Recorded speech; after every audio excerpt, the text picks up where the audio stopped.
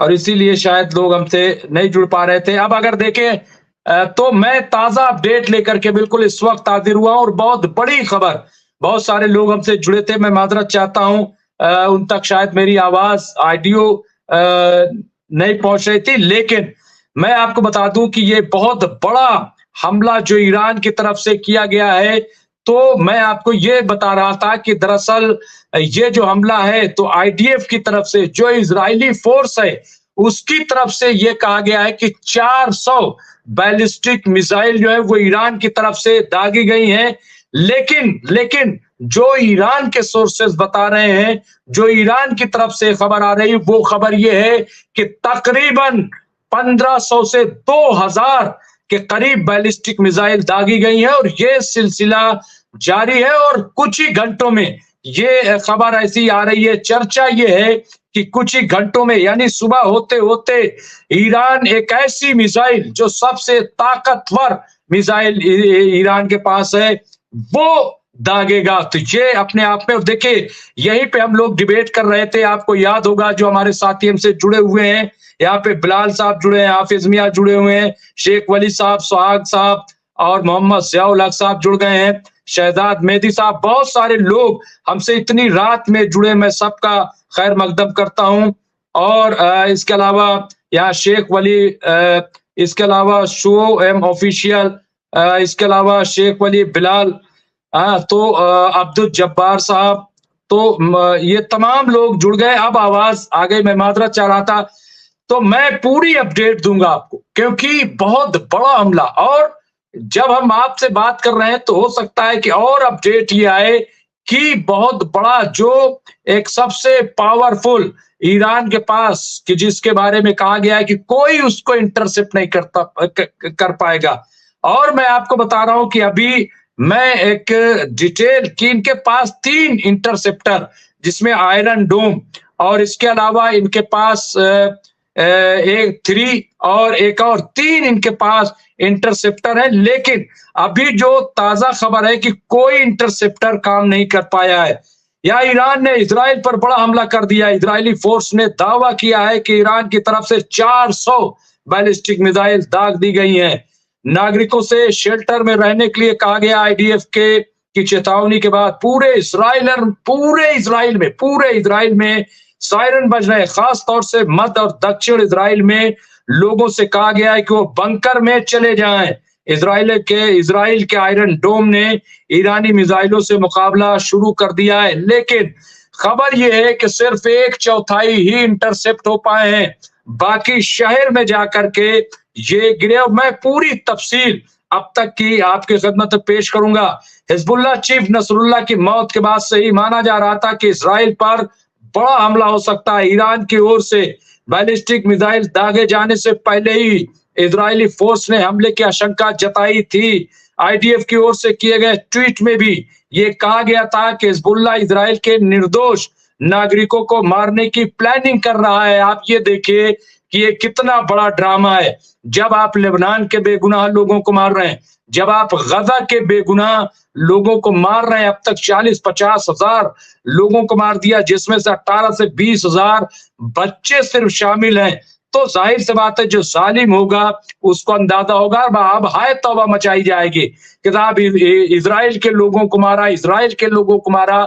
लेकिन आप देखिए कि ये क्या कहा है, ये जिस तरह से हमले के बाद अभी एक बहुत बड़ी वहां से बहुत बड़ा बयान आया है, मैं वो भी आपकी खिदमत पेश करूंगा। लेकिन मैं धीरे धीरे आगे बढ़ूंगा और जो भी ताजा अपडेट है वो मैं आपकी खिदमत पेश करूंगा। यहाँ इजराइल ने ईरान से मिसाइल लॉन्च होते ही अपने सुरक्षा कवच आयरन डोम को एक्टिव कर दिया है।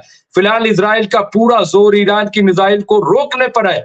टाइम्स ऑफ इजराइल की एक रिपोर्ट के मुताबिक आयरन डोम ने ईरान की मिसाइलों को गिराना शुरू कर दिया है। इजरायली आर्मी के प्रवक्ता डैनियल हंगारी ने कहा है कि हमारा आयरन डोम एक्टिव है, हम हर तरह की धमकी और हमले का मुकाबला करने में सक्षम है। लेकिन खबर ये आ रही है कि सिर्फ 1/4 जो है यानी 1/4 ही इंटरसेप्ट हो पाए, बाकी मिसाइलें जो हैं वो बहुत तेजी से, और अभी ये बहुत ही इब्तदाई मिसाइलें हैं जैसा कि ईरान के पास आपने देखा कि 19,000 किलोमीटर प्रति घंटा की रफ्तार से, और इनके पास जो ये अभी बैलिस्टिक है, लेकिन हाइपरसोनिक मिसाइल भी ईरान के पास है जिसको कोई इंटरसेप्ट नहीं कर सकता। और खबर यह है कि उसका भी इस्तेमाल आज ईरान करेगा। ईरान ने क्या कहा है? देखिए, ईरान ने कहा इजराइल ने दिया जवाब तो और हिंसक हमले करेंगे। यहाँ इजराइल पर अटैक को लेकर ईरान के इस्लामिक रिवोल्यूशनरी गार्ड कॉर्प्स की ओर से आधिकारिक बयान जारी किया गया है। इसमें इस्माइल हानिया, हसन नसरुल्लाह और अब्बास अब्बास को शहीद बताया गया। इसमें कहा गया है कि इन हत्याओं के जवाब में हमने इजराइल पर दर्जनों रॉकेटों से हमला किया है। अगर इजराइल इनका जवाब देता है तो हम विध्वंसक हमला करेंगे, यानी जबरदस्त हमला करेंगे। और यही नहीं बल्कि हमला जो है वो शुरू कर दिया है। तो ये बिल्कुल ये ताजा अपडेट ये आपकी खिदमत में मैं पेश कर रहा हूं। और देखिए, यहाँ जाफा में स्टेशन पर आतंकी हमला, फिर मिसाइल अटैक। यहाँ पे इजराइल पर हमलों की शुरुआत मंगलवार को जाफा स्टेशन से हुई। अब इसे आतंकी हमला कहा जा रहा है, लेकिन जब इजराइल हमला करता है तो उसे कोई आतंकी नहीं कहता है। कोई ये नहीं कह रहा है कि गजा में लोगों को क्यों मारा, लेबनान में लोगों को क्यों मारा, आम आवाम पर यह हमला क्यों किया गया। और यहाँ देखिए, यहाँ पे इजराइल पर हमलों की शुरुआत मंगलवार को जाफा स्टेशन से हुई, जहां पर 2 आतंकवादियों ने नागरिकों पर ताबड़तोड़ फायरिंग की थी। इस फायरिंग में 4 लोगों की मौत हो गई थी। इजराइल इस हमले से निपट ही रहा था। इसी बीच ही ईरान से बैलिस्टिक मिसाइल दागे जाने की खबरें इजराइल के नागरिकों में दहशत पैदा कर दी है। वहां भगदड़ मच गई है। और सबसे बड़ी अपडेट मैं आपको दे रहा हूं, सबसे बड़ी, कि जॉर्डन ने क्या कहा। जॉर्डन का क्या फैसला है, बहुत बड़ा फैसला। जॉर्डन ने हवाई यातायात निलंबित किया है, मंसूख कर दिया। इजराइल ने उड़ानें रोकी। जॉर्डन के राज समाचार एजेंसी ने रिपोर्ट की है कि उसने हवाई यातायात को अस्थायी रूप से निलंबित कर दिया है। इस बीच इजरायली आर्मी रेडियो ने से जो सूचना इत्तला मिली है उसके मुताबिक भी बेन गुरियन अंतरराष्ट्रीय हवाई अड्डे पर टेक ऑफ और लैंडिंग रोक दी गई है। और जॉर्डन ने यह भी कहा है कि हम जो है यहाँ जो स्पेस है, आर्मी स्पेस है या बेस है, आर्मी बेस है, उसको हम इस्तेमाल नहीं होने देंगे। ये जॉर्डन ने साफ साफ कह दिया। और इसकी वजह यह है कि दरअसल कोई खित्ता ये नहीं चाहता था कि जंग हो, जंग जो है वो बढ़े। और बार बार इसीलिए आप देखिए कि जो यूएनओ में वोटिंग होती थी कि जंग रोकी जाए, तो उसमें तमाम जो मुल्क हैं वो सब उसमें वोट करते थे। और उसमें सऊदी भी वोट करता था कि जंग रोकी जाए, उसमें यूएई भी जंग रोकने की, हिंदुस्तान ने भी जितनी बार ये वोटिंग हुई है कि जंग रोकी जाए, तो हिंदुस्तान ने भी जंग रोकने के लिए सपोर्ट किया है, फिलिस्तीन के साथ खड़ा हुआ है। लेकिन अमेरिका ने वीटो किया और जंग को जारी रखा। 12 महीने का वक्त आ गया। और अभी आप देखिए कि जिस तरह से जितना बड़ा कि Z-35 कि जो 80 टन किलो का बम वहां पे ले जाकर के गिराया है, जिस तरह से पूरा। और इसके जब आयतुल्लाह हसन नसरुल्लाह शहीद कर दिए गए तो उसके बाद भी हमला नहीं रुका। और ये दावा करना शुरू कर दिया इजराइल कि अब हम जॉर्डन में जमीनी जंग लड़ेंगे। ये दावा करके पहले भी ये दावा किया था, लेकिन ये जमीनी जंग लड़ ही नहीं सकते क्योंकि 1990 में हारे और 2006 में हारे। और अभी गजा में भी अगर देखा जाए तो जो जमीनी जंग है उसमें ये पूरी तरह से हार चुके हैं, जमीनी जंग नहीं लड़ पाए। आज भी हमास ने इनके कई टैंक उड़ाए हैं, कई आईडीएफ के जवानों को जो है वो मारा है। तो ये कैसे लेबनान में जमीनी लड़ाई, लेकिन ये जहन भटकाना चाह रहे थे।